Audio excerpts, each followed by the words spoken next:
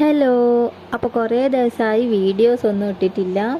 അപ്പോൾ കുറച്ച് തിരക്കിലൊക്കെ ആയിപ്പോയി. അപ്പോൾ അങ്ങനെ വീഡിയോസ് ഒന്നും ഇടാൻ പറ്റിയില്ല. അപ്പോൾ ഞങ്ങളെ മറന്നു പോയിട്ടുണ്ടോ? ഉണ്ടാവില്ല എന്ന് വിചാരിക്കേട്ടോ.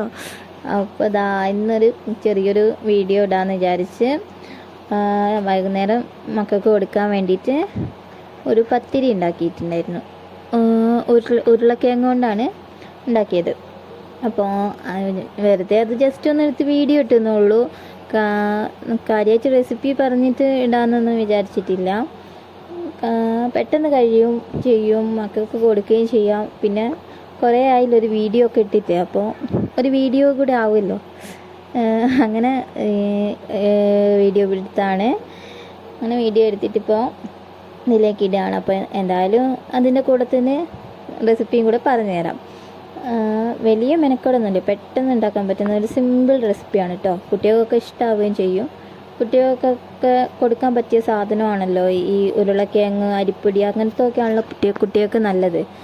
അപ്പോൾ കുറച്ച് വെളിച്ചെണ്ണ ചൂടാക്കിയിട്ട് വലിയ ഉള്ളി ചെറുതാക്കി കൊത്തി അരിഞ്ഞിട്ട് അതിട്ടിട്ടൊന്ന് മൂപ്പിച്ചെടുക്കുന്നുണ്ട്. പിന്നെ അതിലേക്ക് നമ്മുടെ ഉരുളക്കിഴങ്ങ് വേവിച്ച് വെച്ചതും കൂടെ ഇട്ടിട്ട് നന്നായിട്ട് ഉടച്ചെടുക്കുന്നുണ്ട്. എന്നിട്ട് അതിലേക്ക് പിന്നെ മസാലകൾ നമുക്ക് ആവശ്യമുള്ള ഇഷ്ടമുള്ള മസാലകളൊക്കെ ഇടാം. ഗരം മസാല, ചിക്കൻ മസാല, അങ്ങനെ എന്തെങ്കിലും മസാലകളൊക്കെ ഉണ്ടെങ്കിൽ അതും ഇടാം. അല്ലെങ്കിൽ വെറും മുളക് പൊടിയും മഞ്ഞൾപ്പൊടിയും മാത്രമാണെങ്കിൽ അതും ഇടാം. പിന്നെ കുറച്ച് ഉപ്പും കൂടെ ഇട്ടിട്ട് നല്ലോണം അത് ഉടച്ച് നല്ല പേസ്റ്റ് പോലെ ആക്കിയെടുക്കുക. പിന്നെ വേണ്ടത് ഇതിലേക്ക് അരിപ്പൊടിയാണ്. അപ്പോൾ ഇത് പേസ്റ്റ് പോലെ ആക്കി കഴിഞ്ഞാൽ നമ്മുടെ പണി കഴിഞ്ഞു. പിന്നെ ഇതൊന്ന് ചൂടാറിയാലേ നമുക്ക് ശരിക്കും കൈകൊണ്ട് കുഴയ്ക്കാൻ പറ്റുള്ളൂ. അത് സ്പൂൺ വെച്ച് കുഴച്ചാൽ നമുക്കിത് റെഡിക്ക് കിട്ടില്ല. പത്തിരിക്കൊക്കെ നമ്മൾ നല്ലോണം കൈകൊണ്ട് നല്ല സോഫ്റ്റ് ആക്കി കുഴച്ചാലല്ലേ റെഡി ആവുള്ളൂ. അപ്പോൾ അതുപോലെ ചൂടാറിയതിന് ശേഷം കുറച്ച് അരിപ്പൊടിയും കൂടെ ഇതിനകത്തേക്ക് ഇട്ടിട്ട് നല്ലോണം കുഴച്ചെടുക്കാം. പത്തിരിക്ക് മാവ് കുഴക്കുന്ന പോലെ നല്ലോണം സോഫ്റ്റാക്കി കുഴച്ചെടുത്തിട്ട് പിന്നെ നമുക്ക് ഇഷ്ടമുള്ള ഷേപ്പിലാക്കിയിട്ട് ഇത് വെളിച്ചെണ്ണയിൽ ഒന്ന് ഫ്രൈ ചെയ്തെടുത്താൽ മതി. ഡീപ്പ് ഫ്രൈ ചെയ്യണമെന്നൊന്നുമില്ല കേട്ടോ. ശാലോ ഫ്രൈ ചെയ്താൽ മാത്രം മതി. വെറുതെ ഈ ഓയിലൊന്നും അധികം ഉപയോഗിക്കണ്ടല്ലോ. അപ്പോൾ നമുക്ക് ഇഷ്ടമുള്ള ഷേപ്പിലാക്കിയിട്ട് ഫ്രൈ ചെയ്തെടുക്കാം. അപ്പോൾ ഇത്രയേ ഉള്ളൂ കേട്ടോ. ഇന്നത്തെ റെസിപ്പി ഇതുള്ളൂ, പെട്ടെന്ന് കഴിഞ്ഞു.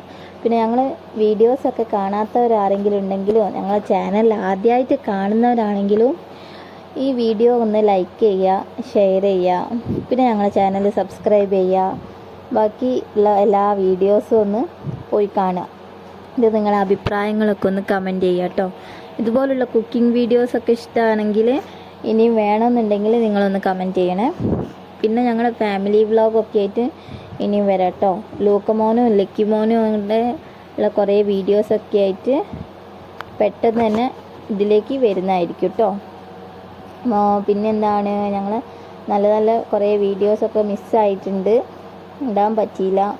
കുറച്ച് തിരക്കൊക്കെ ആയിട്ട്. ഇനി ഡെയിലി വീഡിയോസ് വരാമെന്ന് പ്രതീക്ഷിക്കുന്നു.